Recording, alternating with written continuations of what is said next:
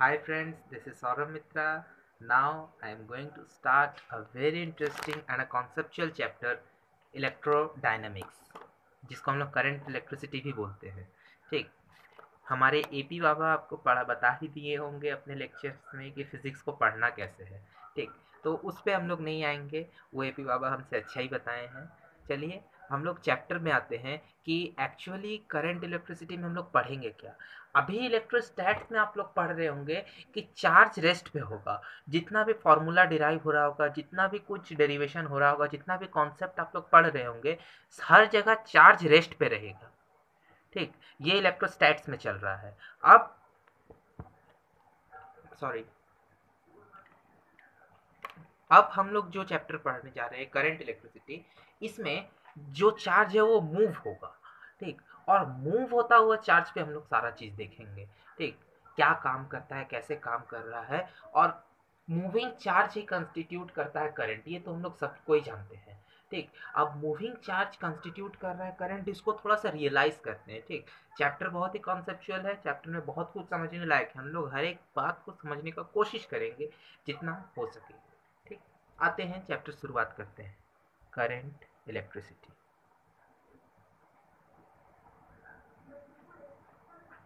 Current कौन produce कर रहा है? Moving charge. मूविंग चार्ज, अब मूविंग चार्ज करंट प्रोड्यूस कर रहा है, मतलब इसको थोड़ा रियलाइज करते हैं कि क्या बोलना चाह रहा है। और एक फॉर्मूला जो लिखते हैं हम लोग, I is equal to Q by T, ये फॉर्मूला कैसे आ रहा है। ठीक है, इसको भी समझते हैं। एक शॉर्ट में समझेंगे, ज्यादा दिमाग में। जैसे ये एक सिंपल सा कंडक्टर है। ठीक, लेट सपोज करंट इस डायरेक्शन में फ्लो कर रहा है। ठीक, अब करंट इस डायरेक्शन में फ्लो होने का मतलब क्या है, हम समझना क्या चाहते हैं। ठीक है, कि एक इमेजिन करते हैं ये कंडक्टर है और स्मॉल क्रॉस सेक्शन एरिया है। ठीक, एक छोटा सा क्रॉस सेक्शन एरिया ले लिए हैं, जिस क्रॉस सेक्शन जो एक क्रॉस सेक्शन एरिया है वो परपेंडिकुलर है चार्ज जिस डायरेक्शन में फ्लो कर रहा है उसके। जैसे चार्ज ऐसे फ्लो कर रहा है तो प्लेन हम लोग ऐसा लिए हैं। ठीक, दोनों आपस में परपेंडिकुलर है। जिधर चार्ज फ्लो कर रहा है और जो क्रॉस सेक्शन एरिया है, ये दोनों आपस में परपेंडिकुलर है, कुछ ऐसा। ठीक, पहला बात। ठीक, आप देखते हैं कि मान लेते हैं इस कंडक्टर से फॉरवर्ड डायरेक्शन में दो तरीका का चार्ज फ्लो कर रहा होगा, एक पॉजिटिव चार्ज और एक नेगेटिव चार्ज। दो तरीका का चार्ज फ्लो कर रहा होगा। ठीक, तो अब अगर हम इस सरफेस पे खड़े हैं, ठीक, तो मेरे अक्रॉस अगर हम समझ देख रहे हैं कि यहां से टी टाइम में प्लस क्यू चार्ज आगे गया और माइनस क्यू चार्ज आगे गया, तो नेट कितना चार्ज आगे गया ये समझते हैं। पॉजिटिव क्यू चार्ज आगे गया और नेगेटिव क्यू चार्ज भी आगे गया, इसका मतलब आगे की तरफ नेट चार्ज कितना गया, ये समझ में आया। फॉरवर्ड डायरेक्शन में इतना नेट चार्ज फ्लो हो गया। ठीक, कितना देर में हुआ? टी टाइम में हुआ। मतलब जो चार्ज फ्लो हो रहा है, बहुत अच्छे से समझना, ये जो नेट चार्ज फ्लो हुआ इसको हम लोग क्यू से रिप्रेजेंट करते हैं। ठीक है, ये नेट चार्ज जो फ्लो हो रहा है ये टाइम के प्रोपोर्शनल है। मतलब कि अगर मान लो समझो कि हम 2 मिनट के लिए छोड़ते तो अभी जितना पॉजिटिव जा रहा था नेगेटिव जा रहा था, ठीक है, उन दोनों का डिफरेंस इतना था। ठीक, थोड़ा देर के लिए और रख देंगे, हम थोड़ा समय और वेट करेंगे तो थोड़ा चार्ज और बढ़ जाएगा, थोड़ा टाइम और वेट करेंगे तो थोड़ा चार्ज और बढ़ जाएगा। ठीक, मतलब जैसे जैसे टाइम बढ़ेगा वैसे वैसे इस क्रॉस सेक्शन एरिया से जो चार्ज फ्लो हो रहा है वो चार्ज का संख्या बढ़ेगा। ठीक, मतलब हम लोग बोल सकते हैं Q is proportional to T। ठीक, और इसी प्रोपोर्शनैलिटी वाला साइन को हटाने के लिए एक टर्म आता है I is equal to Q by T. I stand for current. तो हम लोग यहाँ समझ रहे हैं कि I क्या है? करंट है। करंट क्या हो रहा है? करंट कहाँ से आ रहा है? करंट का ओरिजिन क्या है? करंट का ओरिजिन है चार्ज, मूविंग चार्ज। जब चार्ज मूव कर रहा था एक क्रॉस सेक्शन एरिया के परपेंडिकुलर, ठीक, तो पर सेकेंड में जितना चार्ज फ्लो कर रहा है वो करंट कंस्टिट्यूट करता है। ठीक, ये बात यहां से समझ में आ रही है। ठीक, अब एक चीज और समझते हैं कि हमेशा जो करंट फ्लो कर रहा है ना, जैसे करंट यहाँ पे हम लोग क्या ले लिए, कांस्टेंट, ठीक है। अच्छा, आई का वैल्यू कांस्टेंट तभी होगा जब क्यू कांस्टेंट होगा, sorry Q by T constant होगा, ठीक। जब तक क्यू बाई टी कांस्टेंट नहीं होगा आई कांस्टेंट नहीं होगा, ठीक। मतलब इसको डिफरेंशियल फॉर्म में हम लोग लिख सकते हैं ऐसे, I is equal to D Q by D t. Differential form आप समझते ही हैं क्या होता है, ठीक। I is equal to D Q by D t. अब देखिए ये जो हम लोग लिख रहे हैं ना, ये जो फॉर्मूला लिखे I is equal to Q by T, ये वो इस करंट को हम लोग बोलते हैं स्टीडी करंट। स्टीडी करंट मतलब ये करंट कांस्टेंट है, ये फिक्स करंट है, ठीक है, इसका वैल्यू चेंज नहीं होगा, इसको बोलते हैं स्टीडी करंट, ठीक। लेकिन लेकिन जरूरी नहीं है कि करंट हमेशा स्टीडी ही हो, ठीक। इसीलिए हम लोग एक्चुअली करंट को ऐसे डिफाइन नहीं करते हैं, ठीक। करंट को हम लोग और जनरल, मोर जनरलाइज्ड वे में करंट को डिफाइन किया जाता है कि कितना डेल क्यू चार्ज फ्लो किया डेल टी टाइम में, ठीक। जहां पे डेल टी का वैल्यू बहुत छोटा है, इसलिए डेल टी को लिखते हैं limit del T tends to zero, ठीक। ये होता है। अब लिमिट का कॉन्सेप्ट क्लास 11 में आप लोग पढ़ चुके हैं, ठीक है। तो ये कैसे अप्लाई हो रहा है इसको समझ ज्यादा अच्छा से हम लोग रियलाइज कर सकते हैं। डेल क्यू मतलब कितना चार्ज, नेट चार्ज कितना फ्लो हुआ उसको लिखते हैं डेल क्यू। कितना टाइम में फ्लो हुआ, डेल टी टाइम में। और ये टी जो है बहुत ही छोटा लेते हैं, ये डेल टी डिफरेंस बहुत ही छोटा लिया जाता है, ठीक। इसीलिए लिखते हैं limit del T tends to zero, ठीक। तो ये है छोटा मोटा इंट्रोडक्शन करंट के ऊपर, ठीक। अच्छा, जो करंट होता है इसका यूनिट है एम्पेयर, इसको हम लोग एम्पेयर में मेजर करते हैं, ठीक। ये फंडामेंटल क्वांटिटी है करंट, एक यूनिट डायमेंशन में हम लोग पढ़े क्लास 11 में, और इसका यूनिट है क्या, एम्पेयर, ठीक। अब देखते हैं दो बहुत ही इंपॉर्टेंट बात, ठीक है, जनरली मिस हो जाता है ये सब बात, ठीक। जो करंट है ना, हम लोग के बॉडी में भी करंट दौड़ता है, नर्व कंडक्शन जब हो रहा होता है ना, क्लास 11 में हम लोग पढ़ चुके हैं न्यूरल कंट्रोल एंड कोऑर्डिनेशन। उस समय जब मैसेज का कंडक्शन हो रहा होता है, नर्व कंडक्शन होता है, ठीक। एक नर्व से दूसरा नर्व या विद इन द नर्व जब कंडक्शन हो रहा होता है ना, तो वहां पे भी चार्ज का कॉन्सेप्ट है, चार्ज फ्लो कर रहा है, ठीक। पोटेशियम चैनल खुलना, क्लोराइड चैनल खुलना, ये सारा बायोलॉजी का टॉपिक है, आप लोग देखिए, ठीक। उस समय जो चार्ज फ्लो कर रहा होता है ना, वो चार्ज हम लोग उस समय जो करंट फ्लो कर रहा होता है ना, वो चार्ज भी करंट कंस्टिट्यूट कर रहा है। वो करंट एक्चुअली जो नर्व में हम लोग का फ्लो करता है बहुत ही कम होता है, वो माइक्रो एम्पियर में होता है, माइक्रो एम्पियर में वो करंट होता है जो कि नर्व में फ्लो करता है, ठीक। और वो करंट जो कि हम लोग देखते हैं लाइटनिंग के दौरान हम लोग को जो ऑब्टेंड होता है, वो thousands of, tens of thousands of amperes में होते हैं, ठीक। तो ये है प्राइमरी बेसिक बात जो करंट इलेक्ट्रिसिटी के बारे में हम लोग को जानना था, ठीक। आप समझेंगे एक छोटा सा टॉपिक, इलेक्ट्रिक फील्ड, ठीक। इलेक्ट्रिक फील्ड के बारे में आप लोग इलेक्ट्रोस्टैट्स में ही पढ़े हैं, ठीक। अब पहले एक छोटा सा चीज देखते हैं, उसके बाद इलेक्ट्रोस्टैट्स इलेक्ट्रिक फील्ड में आते हैं। जैसे ये कंडक्टर है, ठीक। और ये पॉइंट बहुत ही कॉन्सेप्चुअल पॉइंट है जो अभी डिस्कस करने जा रहे हैं, तो अच्छा से समझना, अच्छा से देखना, ठीक। जैसे ये कंडक्टर है, लेट अस कंसीडर हम लोग एक सिलिंड्रिकल कंडक्टर लेके काम करते हैं। हम लोग सुविधा के लिए हमेशा जितना भी हम लोग का कैलकुलेशन होगा, वर्क होगा, सारा सिलिंड्रिकल कंडक्टर को लेके ही काम करेंगे, क्योंकि एक्चुअली कंडक्टर हम लोग वायर को लेते हैं, और माइक्रोस्कोपिक लेवल पे अगर तुम देखोगे तो वायर जो है एक सिलेंडर ही है, एक बहुत छोटा देखोगे तो वायर को अगर देखोगे ज़्यादा जूम करके तो वायर एक सिलेंडर जैसा ही तुमको ऑब्जर्व होगा, इसे हम लोग सिलेंडर को लेके ही काम करते हैं, ठीक। जनरली जितना भी तुमको दिखेगा क्वेश्चन, हम लोग जहाँ भी फॉर्मूला अप्लाई करेंगे सब सिलेंडर का बेसिस पे ही फॉर्मूला अप्लाई होता है, ठीक है। तो सिलेंडर का वॉल्यूम बहुत इंपॉर्टेंट है जानना, जो कि पहले ही मैं बता देता हूँ क्या होगा, पाई आर स्क्वायर इंटू लेंथ। जितना लंबा होगा कंडक्टर, पाई आर स्क्वायर, ये जो एरिया होगा ये होता है वॉल्यूम, ठीक है। इसका जरूरत पड़ेगा आगे, ये होता है सिलेंडर का वॉल्यूम, इसका आगे जरूरत पड़ेगा, कहाँ पड़ेगा, आएंगे, ठीक। पहले एक चीज समझते हैं कि आप इमेजिन करो, ठीक, कि इस कंडक्टर के अंदर तुम घुस गया, मान लो तुम इस कंडक्टर के अंदर यहाँ पे घुस गया, ठीक।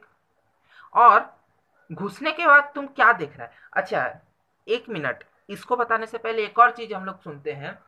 हम लोग सॉलिड स्टेट्स पढ़ रहे हैं, ठीक, सॉलिड स्टेट का लेक्चर भी चल रहा है पैरेलल। सॉलिड स्टेट का लेक्चर देखना, उसमें 4 टाइप ऑफ सॉलिड पढ़ा है। जो एक टाइप ऑफ सॉलिड है मेटेलिक सॉलिड, उसके बारे में थोड़ा सा तुम लोग को बता देते हैं। मेटेलिक सॉलिड के बारे में हम लोग क्या जानते हैं, मेटेलिक सॉलिड क्या होता है। ठीक, मेटेलिक सॉलिड किसको बोलते हैं। ठीक, मेटेलिक सॉलिड का स्ट्रक्चर कैसा होता है कि ये जैसे एक सॉलिड है, ठीक है, इसमें क्या होता है, जो मेटल का आयंस रहता है, मेटेलिक सॉलिड में मेटल आयंस होता है, वो एक पर्टिकुलर लोकेशन में फिक्स्ड रहता है, उसका पोजीशन चेंज नहीं होता है।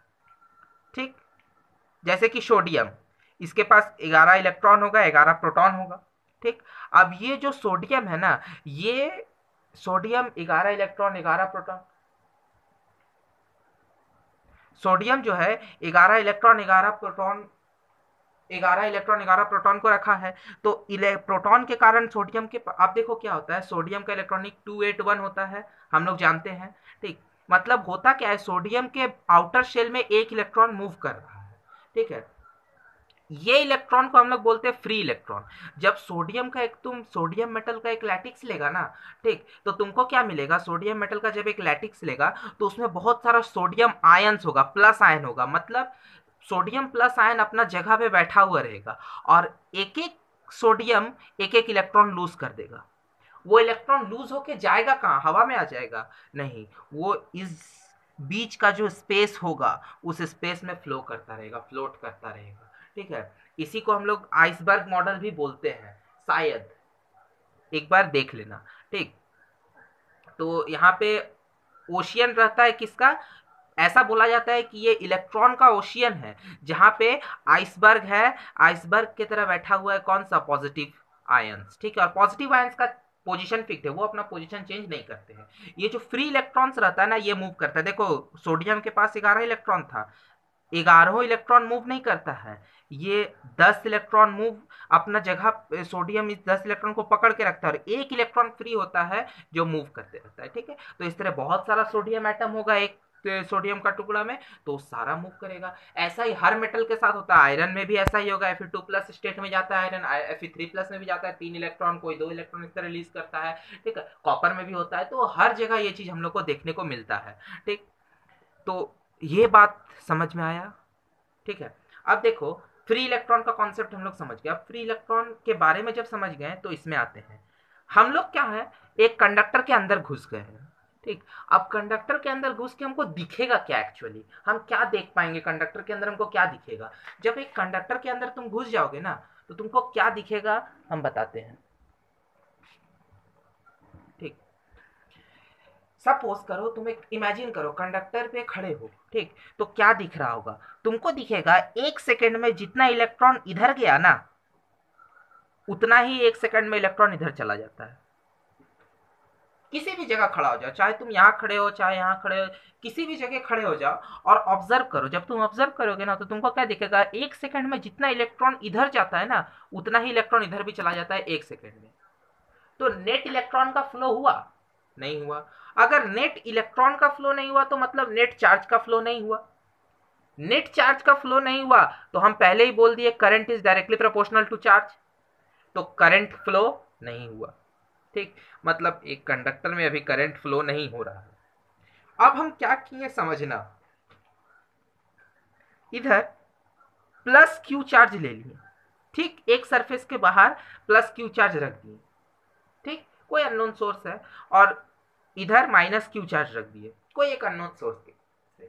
ठीक, अब हम लोग पहला चैप्टर में पढ़ चुके इलेक्ट्रोस्टैट्स में कि इलेक्ट्रिक फील्ड लाइंस कहाँ से कहाँ निकलता है, पॉजिटिव से ओरिजिनेट होता है, नेगेटिव में एंड करता है। ठीक, मतलब इलेक्ट्रिक लाइंस ऑफ फोर्स ऐसा होगा। ठीक, मतलब इलेक्ट्रिक फील्ड कैसा होगा, इलेक्ट्रिक फील्ड ऐसा है। ठीक है, अब मान लो एक इलेक्ट्रॉन है, ठीक है, तो इलेक्ट्रॉन पे फोर्स किधर लगेगा, इलेक्ट्रॉन पे फोर्स किधर लगेगा, आगे की तरफ।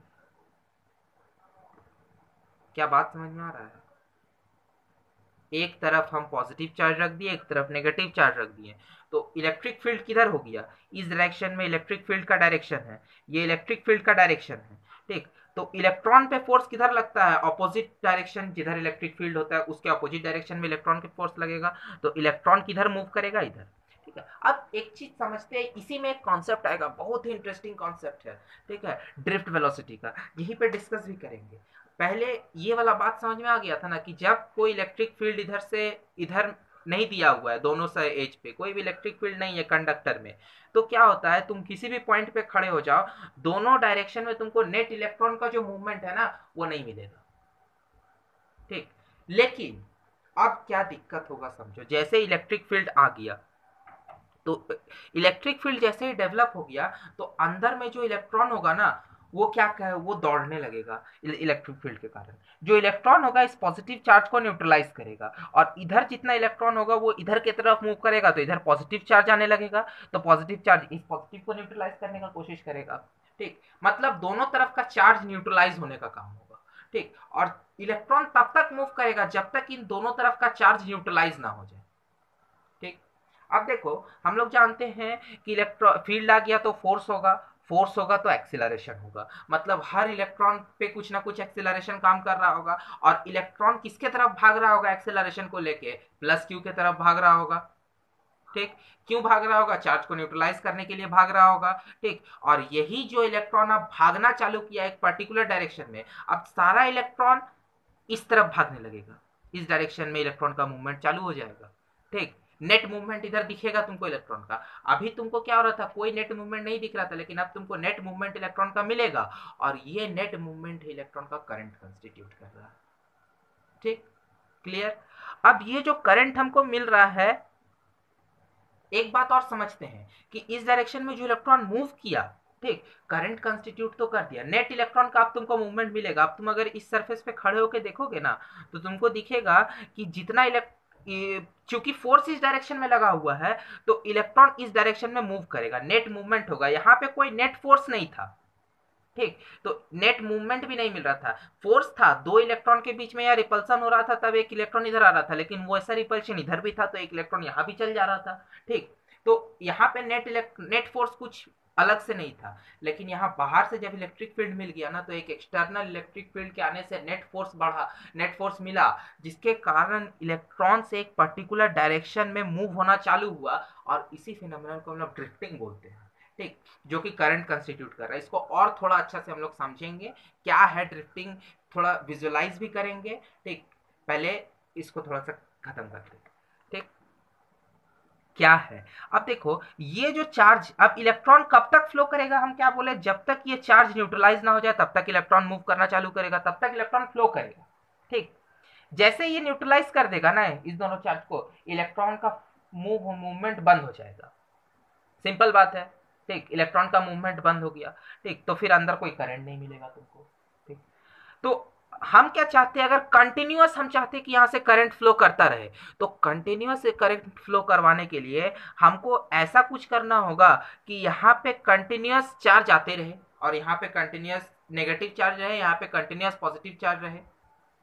अगर हमको कंटिन्यूअस करंट चाहिए, ठीक, तो हमको ऐसा कुछ करना होगा कि हमेशा यहाँ पे फ्रेश चार्ज आता रहे। ठीक,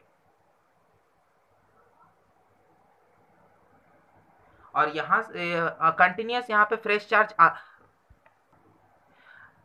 हमको करंट यहाँ रेगुलर मतलब कंटिन्यूअस रखना है। ठीक, तो देखो हम क्या बोल रहे हैं कि इलेक्ट्रॉन जब इधर मूव कर रहा था तो इसको न्यूट्रलाइज कर रहा है, जैसे जैसे ये न्यूट्रलाइज हो जाएगा ना वैसे वैसे इलेक्ट्रिक फील्ड अंदर में खत्म होने लगेगा। इलेक्ट्रिक फील्ड खत्म होने लगेगा तो इलेक्ट्रॉन का मूवमेंट रुक जाएगा, नेट फोर्स फिर जीरो हो जाएगा, ड्रिफ्टिंग फिर रुक जाएगा, करंट कंस्टिट्यूट होना बंद हो जाएगा जैसे ही न्यूट्रलाइज हो गया। तो हम क्या चाहते हैं कि कंटिन्यूअस यहाँ पे अंदर में इलेक्ट्रिक फील्ड मेंटेन रहे। ठीक, तो अंदर में कंटिन्यूअस इलेक्ट्रिक फील्ड मेंटेन करने के लिए जो मैकेनिज्म यूज किया जाता है उसी का नाम है सेल या बैटरी। ये बैटरी और सेल ही है जो कंटिन्यूअस एक मैकेनिज्म प्रोवाइड कर रहा है। जो मैकेनिज्म क्या कर रहा है, यहाँ पे कंटिन्यूअस अंदर एक कंडक्टर के अंदर इलेक्ट्रिक फील्ड प्रोवाइड कर रहा है, और उस इलेक्ट्रिक फील्ड के कारण कंस्टिट्यूट हो रहा है क्या, करंट। ठीक, यहाँ तक हम लोग बहुत ही इंपॉर्टेंट टॉपिक पढ़े, करंट इलेक्ट्रिसिटी क्या है। ठीक, मूविंग चार्ज के प्रोपोर्शनल होता है करंट, कैसे I is equal to D Q by D T, लिमिट वाला फॉर्मूला क्या एक्सप्लेन किया ये समझ में आ रहा है, नर्व वाला बात, और जब कोई इलेक्ट्रिक फील्ड नहीं है तो क्या पोजीशन दिखता है, और जब इलेक्ट्रिक फील्ड आ जाता है तो क्या होता है, इसको थोड़ा और एक्सप्लेन करेंगे हम लोग। ये एक छोटा सा बात था, ठीक। कैसे अंदर में इलेक्ट्रॉन मूव करेगा, कैसे मूव कर रहा है ये हम लोग देखें, ठीक। कौन मूव करवा रहा है, कंटिन्यूस मूव करवाने के लिए किसका जरूरत है, सेल का, ये चीज हम लोग देख लेंगे। अब वीडियो नेक्स्ट आगे टॉपिक कंटिन्यू करेंगे अगले वीडियो में। थैंक्स।